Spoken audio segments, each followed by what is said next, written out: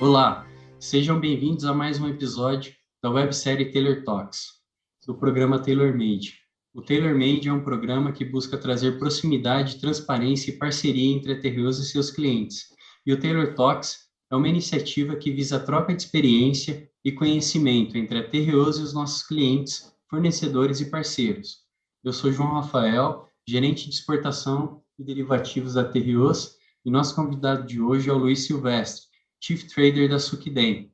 Luiz, seja bem-vindo e sinta-se à vontade de fazer uma breve apresentação sua e da Sukiden. Boa tarde, João. Boa tarde a todos. Antes de tudo, quero agradecer a Terios pelo convite para participar do Tailor Talks e poder discutir um pouquinho do mercado de açúcar com vocês. Eu hoje posso me considerar um dos dinossauros do mercado de açúcar. Estou no mercado desde 1992, atuando principalmente na exportação de açúcar, um pouquinho de etanol também, não só na originação aqui no Brasil, mas em algumas épocas da minha vida também fizemos as operações direto para destino.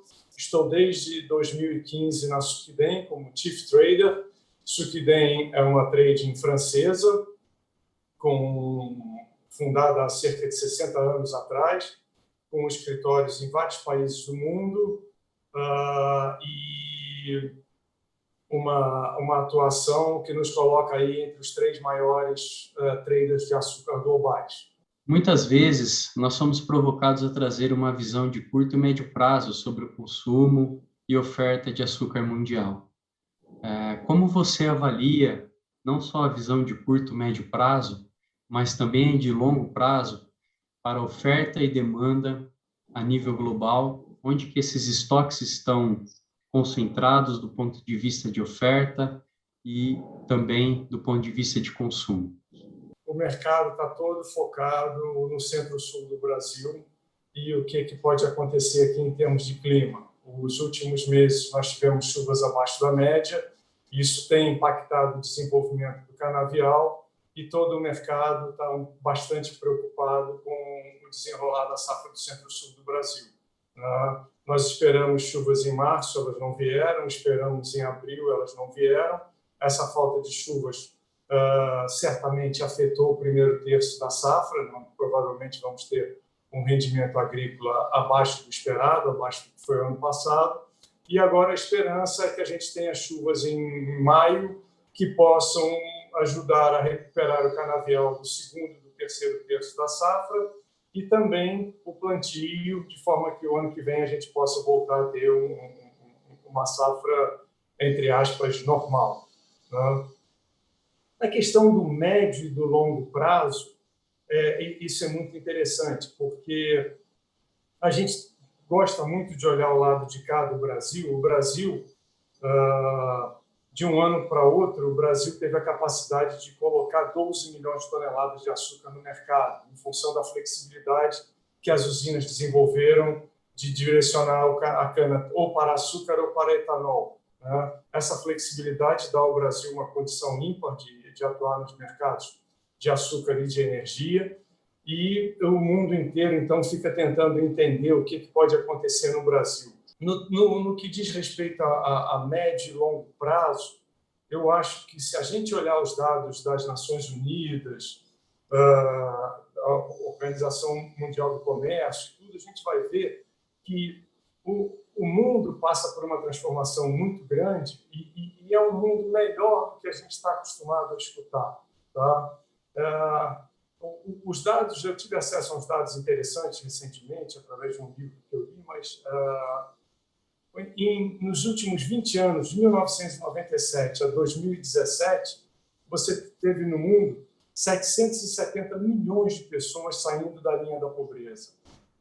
Então, quando a gente vai olhar essa transformação no mundo e o que isso pode causar no mercado de açúcar, normalmente nós analistas temos a tomar uma medida, uma atitude, vamos dizer assim, cômoda, e dizer, bom, o mercado de açúcar vai crescer 1, tantos pontos por cento ao ano, tudo tal. A verdade, a pura verdade, é que é muito difícil você dimensionar demanda de açúcar e apurar com exatidão. O açúcar, depois que ele saiu da planta de vocês, ele pode ter ido para o supermercado e está no estoque do supermercado. Ou do supermercado, ele foi para casa, para as residências e está no estoque na residência. Quanto está estocado no supermercado, na residência, na fábrica, isso tudo é muito difícil. E, da mesma forma, apurar o consumo industrial é mais difícil ainda, porque você tem o estoque, pode estar no fabricante, pode estar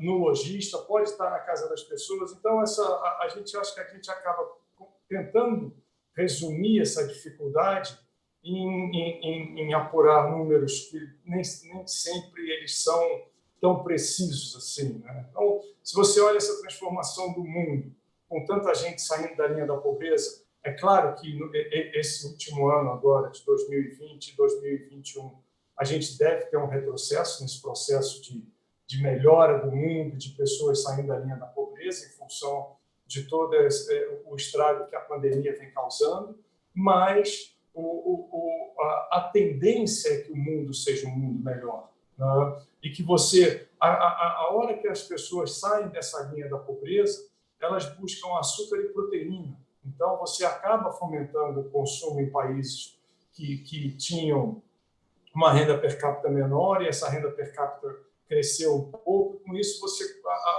começa a ver consumo novo.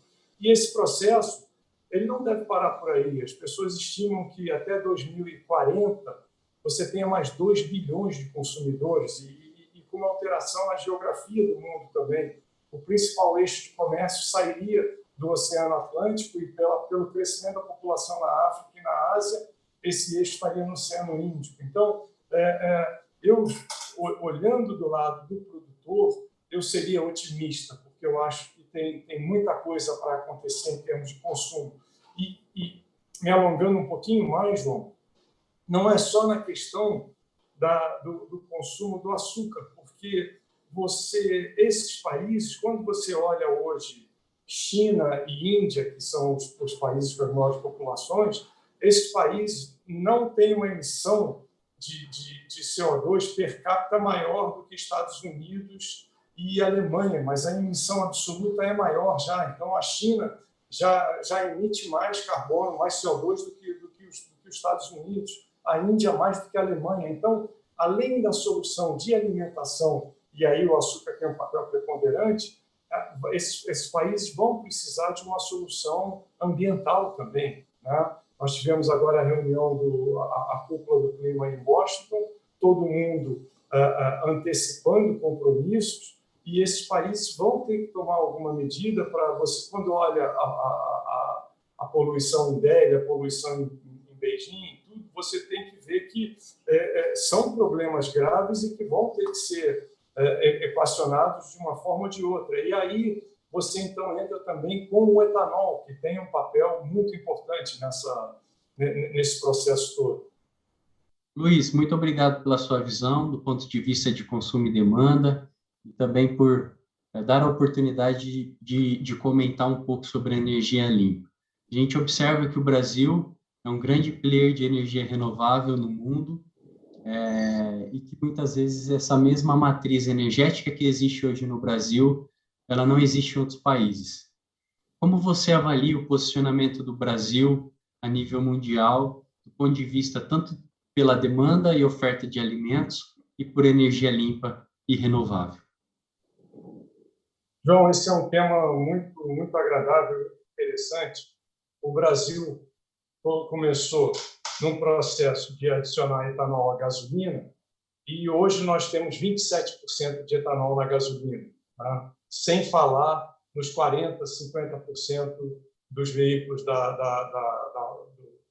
leves que são abastecidos diretamente com etanol hidratado, tá? Então, essa experiência do Brasil ela é muito interessante. Recentemente, o Reino Unido fez um alarde enorme, dizendo que ia aumentar a mistura de etanol na gasolina de 5% para 10%, e ia economizar não sei quantos milhões de crédito de carbono, de emissão de CO2. Nós já temos 27% há muitos anos, né? Temos 27% há muitos anos. Então, isso é uma das coisas que os brasileiros, quando vão em missões governamentais, eles têm um papel muito importante, eles têm passado isso para os governos da Índia, da China, e daí, inclusive, a pressão pelo aumento do etanol na gasolina na Índia, o que reduziria um pouquinho a oferta de açúcar da Índia e equilibraria bastante o mercado mundial de açúcar. Mas o que mais me anima é que nós estamos começando a aprender a divulgar isso de uma forma melhor, seja através do governo, do ministro Ricardo Salles. E semana passada circulou um artigo muito interessante, uma resposta do embaixador brasileiro em Londres a um artigo que foi publicado no site do Museu de História Natural britânico, perguntando se o açúcar era uma safra, o açúcar era uma safra assassina. Né? E o artigo ele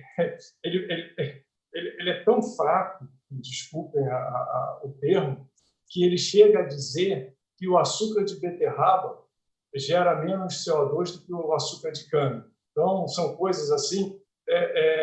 E nessa resposta, o embaixador teve a felicidade de colocar não só a resposta sobre o tubo de açúcar, mas falar também sobre o RenovaBio, que é o programa brasileiro de descarbonização, vamos dizer assim, de créditos de carbono.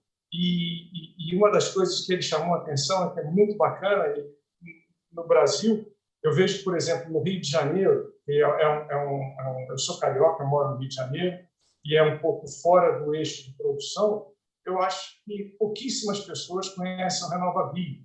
Né? E quem conhece também não sabe que o RenovaBio, uma das premissas dele é desmatamento zero. Né? Então, hoje, nas cidades onde você produz cana-de-açúcar, você está aumentando a quantidade de vegetação nativa. Né? Você está recuperando essa vegetação. Então, hoje nós estamos começando o exemplo que o Brasil tem a dar para o mundo. Se você pegar o RenovaBio hoje, ele é um programa que já está sendo consultado por vários outros países que querem implementar um sistema de crédito de carbono igual ao brasileiro. Então, essa coisa do papel, do etanol, eu lembro que há cerca de 3 anos atrás, eu fui fazer um curso sobre inovação. E o curso era na Califórnia, e a Califórnia é o berço do carro elétrico. E eu tive discussões homéricas com o professor, tentando mostrar para ele, quando você olha o ciclo todo, desde a produção até o descarte da bateria, o carro etanol simples, não estamos nem falando do híbrido etanol, o carro etanol simples é muito mais eficiente em termos de carbono do que o carro elétrico. Né? E o Brasil tem uma condição ímpar para isso. Por quê? Nós temos uma rede de distribuição de postos de etanol que nos permite cobrir o país todo com um combustível limpo. Se isso tudo, sem a gente falar da nossa matriz hidrelétrica e essa coisa toda, e eólica, todo esse tipo de energia, que o Brasil tem condição de estar na linha de frente e servir de exemplo para o mundo. A Tereos tem, como um dos seus pilares, operações cada vez mais sustentáveis, com o foco e uma pegada de emissão cada vez menor de CO2 na atmosfera, com operações que são sustentáveis, com emissão de menos poluentes, né, nas suas atividades a nível global. E uma das pioneiras a captar recursos financeiros atrelados a crédito verde.